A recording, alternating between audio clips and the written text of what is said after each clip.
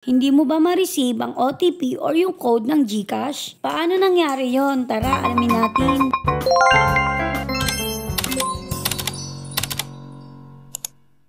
Nung time ba na maglalagin ka or kaya naman ay gagamitin mo ang GCash para makapag-send money ay wala kang nare-receive na code? Kahit na i-click mo itong resend code is wala ka pa rin nare-receive. Ito yung mga pwede nating gawin. Unang-una na nga, i-check natin ang ating network. Sa pinaka-upper part ng inyong cellphone ay makikita nyo yung signal ng inyong SIM card. Check nyo baka wala kayong signal or mahina yung signal ninyo.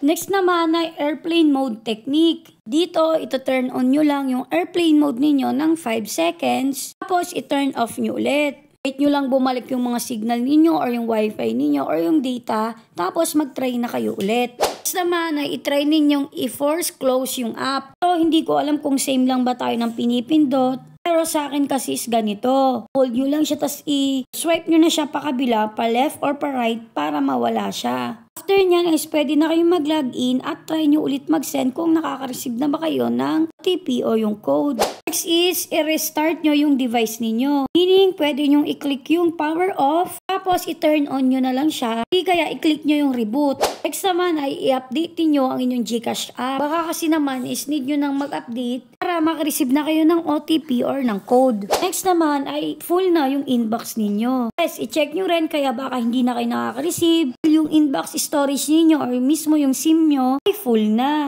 Lastly, baka na-block nyo yung GCash. Kasi base to sa experience ko. Hindi ko alam kung ako or yung anak ko yung aksidenteng naka-block GCash dito sa SMS ko. Makikita nyo kapag na-block kasi, hindi ka makaka-receive ng text at ng calls galing sa GCash. Kailangan ma-unblock mo muna siya kung na-block mo para makareceive ka ulit. Sana makatulong ang mga tips na to sa inyo. Thank you for watching. Yun lang.